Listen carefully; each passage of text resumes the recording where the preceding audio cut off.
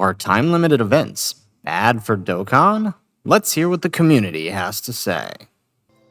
How's it, everybody? Celtic Link here. We got another Dokkan Battle video for you here today. We are taking a look at one of our recent community posts, right? As many of you guys know, since the end of the 11th anniversary, we have had these time-limited Red Zone and Supreme Magnificent Battle Kais, as we will call them. And these events are varying levels of difficulty, but are all time-gated to be completed within a certain amount of weeks. And it does seem that they are leaving and returning within a specific period. We may continue to see these throughout the year. Now, the question we pose to the community is here. If these events are constantly in flux while providing opportunities for different units to come forward and shine in and out of celebrations, this could potentially be more fun for the game as opposed to in 6 months knowing that all your units are useless. This is something that happened to our characters last year when GDC approached. Now, this is the basis of our discussion. Knowing that there is this potential, what say you, dear viewer? What do you guys think of this decision to move units in and out? And we got quite a few different responses. So let's start going through the responses here to we'll start with the Twitter post here. So on the Twitter post, right, we got Raudo-kun here, right? We don't really like the way things are going. On the one hand, providing limited time events takes away the ability to tackle these as you're not playing the game on the regular, and on the other, it just brings new content with dynamic fights and the fun, but it's not permanently available to use when other units who could be capable against said event won't be able to be used there. In the power creep side of things, it could give a breather to the player, but no additional events to play as they are not here forever. So I do agree, right? If you are not playing on the regular, this could tend to be a problem. This does seem to be a problem that Dokkan is trying to fix in order to force more players to play more often. As we saw during the 11th anniversary, most players were not playing the end game content, and this might be their way of tackling that by making it limited time, so you get a little bit of that FOMO going on here. Now, on the power creep side of things, I mean, as long as there continues to be new events, then there'll always be something new to play, which theoretically would help with that. But that's a great point from our friend Raudo-kun here. Seriale, and not entirely against the idea of removing events, but they should be replaced right as they leave. No reason to have an empty week, especially if it matches the new release, and Easy A. At least drop a couple of new stages in the final one for the next weeks. I do agree with him there. I think the space between the leaving of the first two, right, these two here, the Supreme Magnificent Battle and the Red Zone, and the release of this one, which will be tomorrow night as of the release of this video, and so too much of a gap between coming and going. So if they decrease that gap, I definitely could see it not being as big of a problem. Continue on, full stop, not good, fair enough, from Vector here. All right, Razor, I think it's fine if they keep pumping out new stages when older stages go, just to keep the game fresh. Yeah, and that's kind of what I'm thinking. As long as it's continuous, I don't think it's an issue, right? All right. Fade to Blacks here, end of service, and I did ask them to elaborate, and I do appreciate them elaborating here. Why should I summon for GC Namek Goku and Short Event God when content is going to go away in 15 days after he releases, or New Year's Long Event King when his content goes away at the start of the 12-year anniversary? No reason to summon, and every character is aged out in their own celebration. Also saying, well, the content shifts again, the long ones, the Beerus is good again, since characters would be power creep stat-wise. So we'll have to see how this plays out, right? Because I could definitely see the concern here that, right, maybe by the end of the year, the shift might be a little too far for some of the earlier year characters. I could definitely see that. So we'll have to see how this plays out. But I do think, right, that there could theoretically be a situation where, like, 1 month short event characters are good, and the next month long event characters are good, and then it would constantly swap back and forth. We've seen that with this 11th anniversary. There really wasn't much of a power creep. I mean, our major power creep in the new red zones wasn't necessarily from the boss damage, but more so their HP pools, which really lended to helping longer event characters. So we'll have to see how the new stages play out with this one. It seems like there's a balance of short and long fights with this new one, right? If we actually look at the stages here, like the final stage We can't see their HP values, but this seems to be some sort of medium to long event. The second stage, right, same thing, medium to long event, right? The first stage looking like a short event, 2 phases. We'd have to see what their HP pools are, but I'm imagining this is probably going to be a pretty short stage as well. So you have 1 short event and 2 medium long events. So I mean, we'll have to see what the HP pools are and the stats are, but I'm imagining there'll probably be some decent balance, but we'll have to see. Moving on here, let's take a look. Let's see. Next, we have E. So instead of leaving the new hard events in the game, they take them away, and you're saying that's good because they can be used in old content. If they left during the game, would still be good. Yeah, so I don't think he's... Yeah, so I had to explain this one to E here, and I think by the end, right? I don't think he was really understanding what we were trying to get at here. He was basically saying, like, just keep playing Bio Broly, and he's basically saying we wouldn't, if they take him away, we're not going to count him, and we wouldn't count him into rankings. To which I think it actually might lend us, if you guys have seen my tier lists, it might make these type of tier lists more appropriate for discussing units, and that's kind of the hope obviously I would prefer that the events stay, but if they were to go this route, this might be the type of tier list we begin to look at, right? As it becomes more appropriate at discussing the viability and accessibility of units in certain types of fights. But who knows, right? It might create a more holistic approach is basically what I tried to explain. But... Because, I mean, what this person seemed to have been stuck on, E, and I apologize if I'm missing your point still, but what it appeared to be stuck on is that, right, you know, we can do this now if the events are permanent, right? We can do this right now because we have so many different events, except that the problem is, as I pointed out, we don't. Right? Many of you guys know most people just focus on a couple fights. If we're lucky, 2 fights, but usually they'll pick 1 fight and that'll be the end all be all of performance. Like, so right now, even though there's Bio Broly, there's Cell Max, there's Tamagamis, there's Gohan, these are all still very difficult stages. Most people are still only focusing on Bio Broly.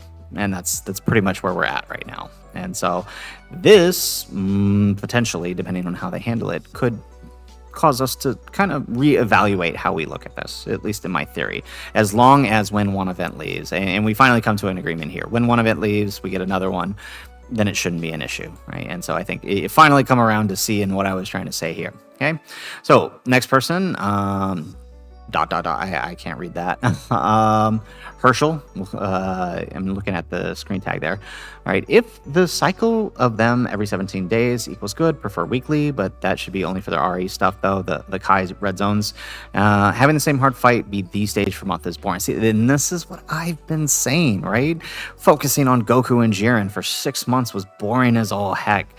Post GDC, as rough as it was probably the most fun it has ever been because we had so many different type of events. And then a New Year's hit, and we just said, only Bio Broly. So there's a lot of that, but again, minimizing the downside, I think, would have to be what's done. So definitely see what they're saying here. All right, yeah, but also this locks some stones away. So this is a big point, and I appreciate that Kirby brought this up. All right, this is something they've been doing with EZAs, and people didn't want to listen when I called this out on EZAs, is the combination of EZAs into a single EZA instead of 2 separate EZAs. While it's not changing the overall stones for the monthly celebration, as those are pre-programmed, they've parted those out for the year already. What it is changing is the overall stone count for the game total, right? So new stones available to players who are starting the game or coming back to the game. And this is essentially doing that same thing. So I almost wonder if the reason they're doing that is precisely to do that, is to lock away some of those stones so newer players, bot farmer players are having less access to these stones. New players still have access to over 10,000 stones, so it's not that big of a deal, but I can still understand. Well, I don't understand it. I don't see the problem with having more stones available, but it seems like this may be what they're trying to do. YouTube sucks here. The game has lasted 11 years with its current formula for good reason. I like replaying modern fights with weaker characters at your own pace, but I feel no incentive and interest when I'm rushed to clear it within the time limit. So I get what they're saying about feeling rushed, but see, the thing is, this format hasn't lasted 11 years. In fact, up until just before 7th anniversary, you had weekly events. You couldn't complete ESBRs during the week. You could only do it on the weekends. And your Dokkan events could only be done on certain days. Like, I feel like a lot of people have forgotten that that's how Dokkan was. And for not just the returning days, like Easy A's, you had to wait months for Easy A's to return before you could tackle them again. Some story events, you had to wait months for them to come back. Like, things weren't always permanently available, and I think people are forgetting the same with Dokkan events. Dokkan events, the same thing. So you really have to be careful with this. So moving on here, we got that's a Portuguese. Is that Portuguese? I think Jao. I don't know how to say that. I'm so sorry if I'm butchering your name here. All right, mostly casual player, so I'll give you my perspective. If they don't design characters to be specifically good for that content, I think it's okay.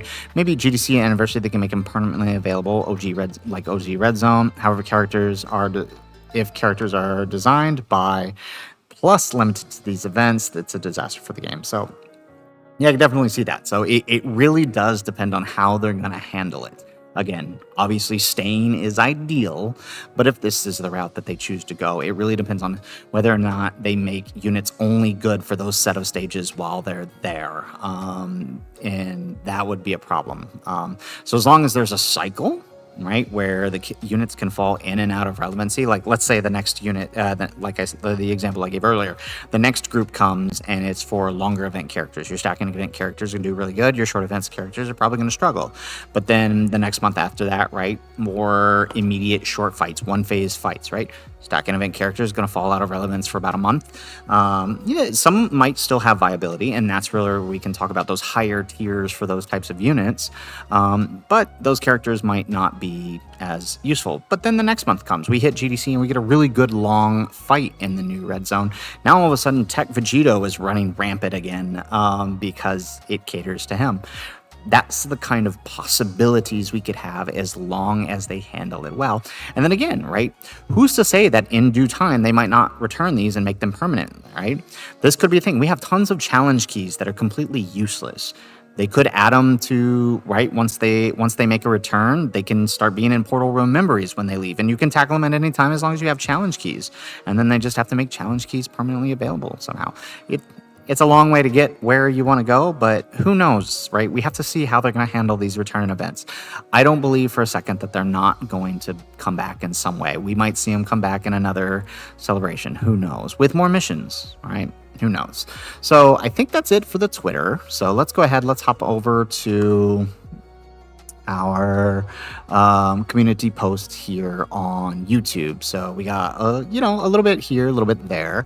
So all right, Todd here says, don't mind limited time events. They're like limited location events in Pokemon. Save space on the app for different limited time content as a steady rotation, then I can accept it. Now this is another thing, and I do like this point, right? Okay, if you've played games like Pokemon or other games, this is what they do, right? Events are limited, right? I completely missed my opportunity to catch Mewtwo on the last monthly celebration for Pokemon because I was just busy. And so I can feel the frustration people have if this is the way it's go, especially if they unlock important things behind it. Although Dokkan usually is just going to lock stone, so it's not that big of a deal. Like, you're not missing out on a summonable character, right? But yeah, a lot of games do this, and I know it's frustrating when you miss it. So, I mean, as long as it's continuous, and we keep saying this, right? As long as it's continuous, it's probably not going to be such a big deal for most players. But if you're someone who steps out of the game, right, life happens, there could definitely be some problems. I definitely see that. Moving on, not going to bother with limited time content. I refuse to let a corporation dictate how I spend my time, and I already do. I engage with the product when I want to, and they say so. Also, not spending anywhere from 30 minutes to an hour. So I really didn't understand this point, and I realized we clarified. He actually was responding to someone else on Ningen's post, but it's yeah. Because most events do take more than 15 to 30 minutes. So I thought I was kind of confused on that. But it does come back, and he says that he was trying... Be very interested if we got rotating events that has different buffs and weaknesses, right? Like Nightfall Strike. I love how other people who play other games can say these things better than I can. But yes, this is perfect. Yes, it's exactly like strikes in Destiny. You have weekly of strikes that you can do. As long as it's consistent, it would be great. Like next, I think this event goes away on the 17th of April, right? So every 2 weeks we get a new set of every 2 weeks we get a new strike. That could be cool, right? It sucks for players who are not playing, but it's how a lot of live service games are. And I mean, unfortunately, as another person pointed out, this could be how we save space, right? Dokkan's getting huge, man. It takes up like half my phone. So this could be a way to deal with that, all right? However, obviously just getting permanent bunts to older banner units and run them in events have already beaten more sub-EZAs.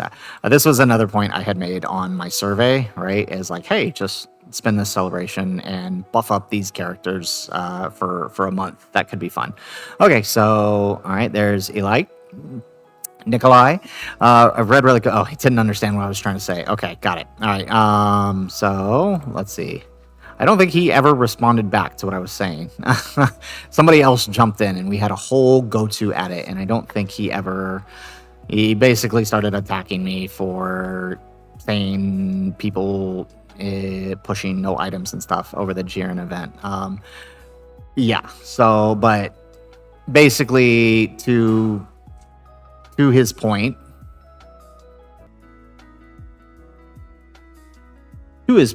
right? Basically, requiring non-anniversary units could be more fun than running the new guys nonstop after they come out, which has been the case up until now.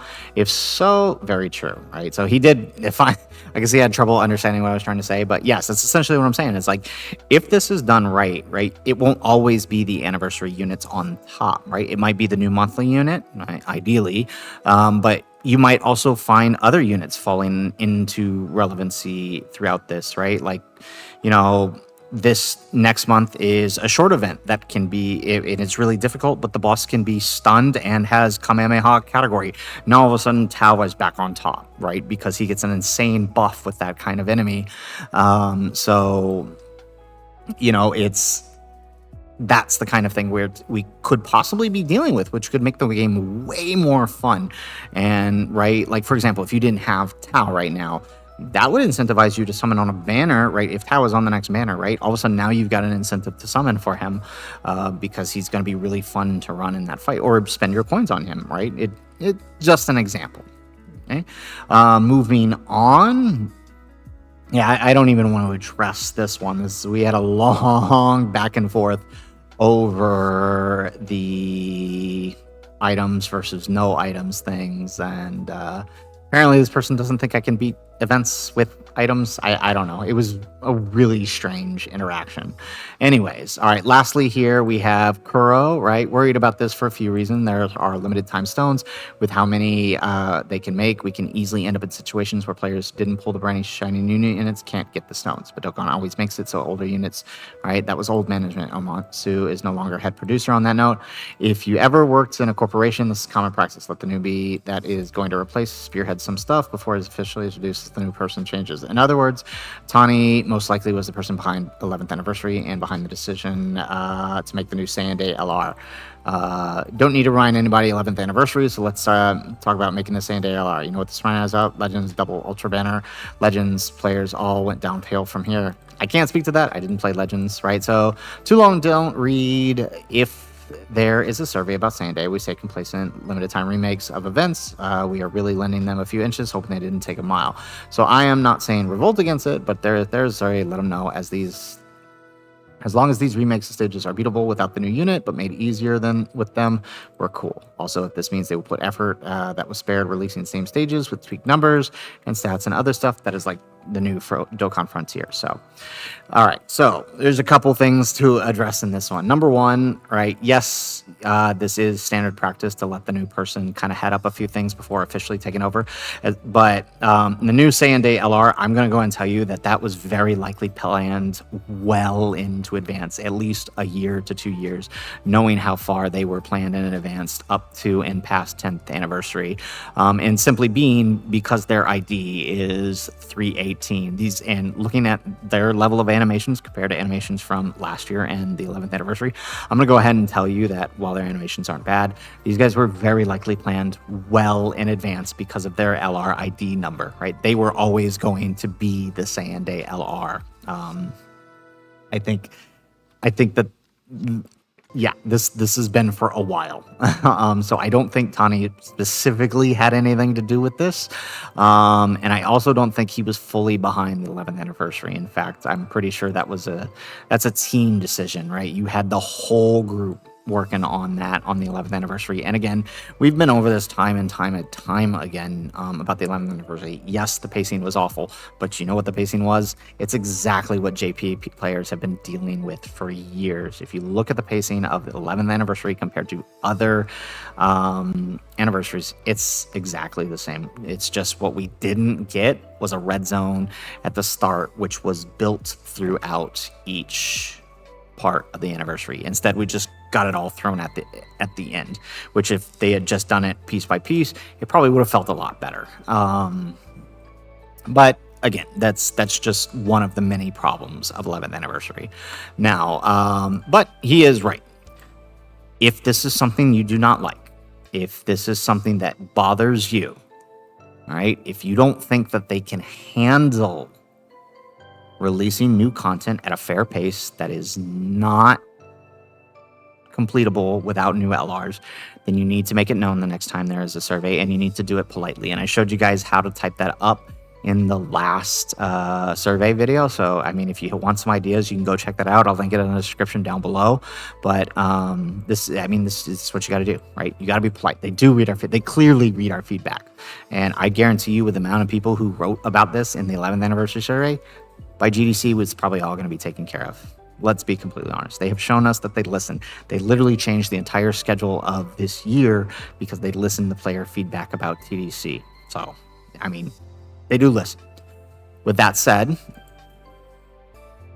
so it looks like that is all of our responses to the time-limited event discussion on our community posts here. So, like I said in countless times in this video, and I'll kind of just all wrap it up here. So obviously staying is best. If we could just keep the events, that is best for everyone. That will appease the most players.